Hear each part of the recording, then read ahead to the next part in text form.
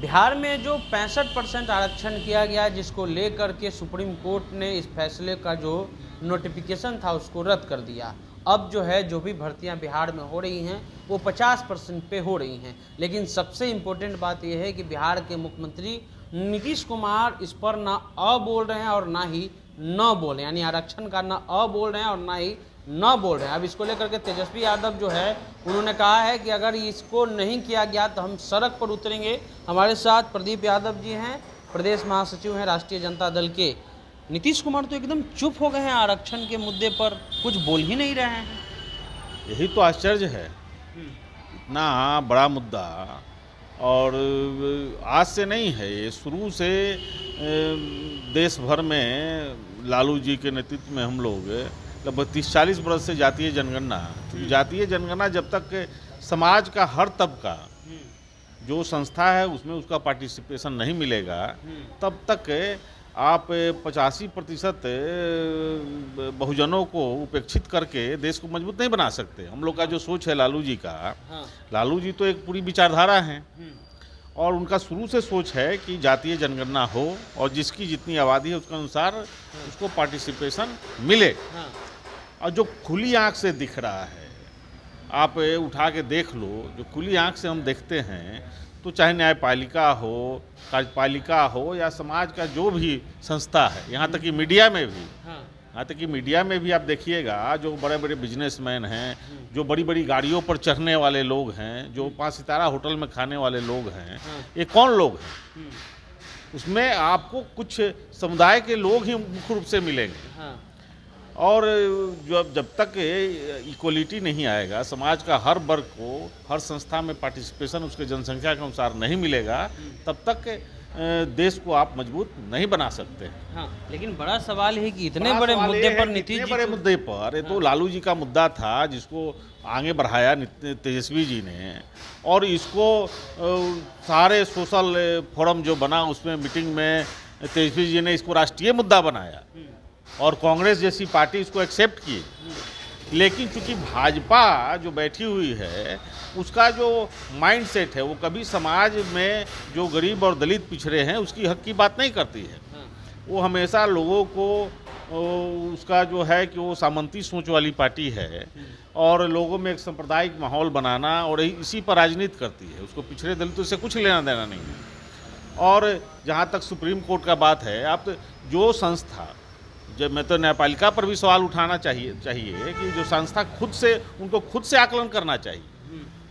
जो संस्था है, न्यायपालिका है या जो भी संस्था है, उसको खुद से आकलन करना चाहिए कि उसके संस्था में कितने % दलित और पिछड़े हैं। न्यायपालिका उठा के देख लीजिए, उसमें 10% भी पिछड़े और दलित नहीं है।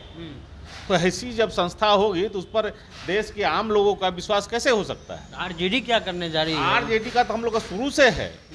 हम लोग तो इसके लिए सड़क से आज से नहीं लड़ रहे हैं, 25-30 बरस से गांधी मैदान में जो शुरुआत हुआ था तब से लेकर के दिल्ली में, और तेजस्वी जी वहां पर जा कर के आंदोलन किए, और तब उसके बाद नीतीश जी और सब लोग तैयार होकर के बिहार में इसको अपने, ये लोग गया था पहले मिलने मोदी जी से, तो वो डिनाई कर दिए क्योंकि उनका विश्वास कभी नहीं रहता है। भाजपा जैसी पार्टी का विश्वास नहीं है, वो सिर्फ सांप्रदायिकता में और भेदभाव करके और किसी तरह सत्ता में आने का उनका लक्ष्य रहता है। और उसके बाद अब कैसे नीतीश जी, हम तो चाहते हैं कि सारे लोग, जो भी समाजवादी सोच का लोग है, सारे लोगों को इस पर इकट्ठा होना चाहिए। सब इकट्ठा होकर के और इसको बहुत मजबूती से इसको उठाने का काम करना चाहिए, और ताकि आने वाले समय में देश की जो भी संस्था है उसमें सारे लोगों का पार्टिसिपेशन हो और इक्वलिटी वाला समाज बन सके। आपके नेता ने कहा है कि हम सुप्रीम कोर्ट जाएंगे और ज़रूरत पड़ी तो सड़कों पे भी लड़ेंगे। ऐसे तो मान लीजिए सुप्रीम कोर्ट जाएं, लेकिन मुख्यतः लड़ाई जो होगा ये सड़क पर ही लड़ना होगा। सड़क पर लड़ना होगा। पूरे देश भर के पिछड़ों, दलितों और जो बहुजन समाज है उसको इकट्ठा होना होगा, एक मंच पर आकर के, और अपनी सरकार केंद्र में बनाना होगा। और इसमें जब तक आप धक्का देकर नहीं आइएगा तो आपको बैठने नहीं देगा। आप दूध की रखवाली बिल्ली को नहीं दे सकते हैं। दूध की रखवाली कोर्ट में जाइए, कहीं जाइए, लेकिन दूध की रखवाली नहीं दे सकते हैं। जो संस्था वो खुद से नहीं कर पा रही है, खुद अपना आकलन नहीं कर रही है कि जहां हम बैठे हैं वहां कितने परसेंट दलित और हैं। अब बरसों बरस तक लोग बैठा हुआ है, तो ऐसी संस्था पर क्या उम्मीद कर सकते बाप हैं? भी जज, बेटा भी जज। क्या उम्मीद लगाया जा सकता है? आज के डेट में सारे पिछड़ों दलितों को एक मंच पर आना होगा।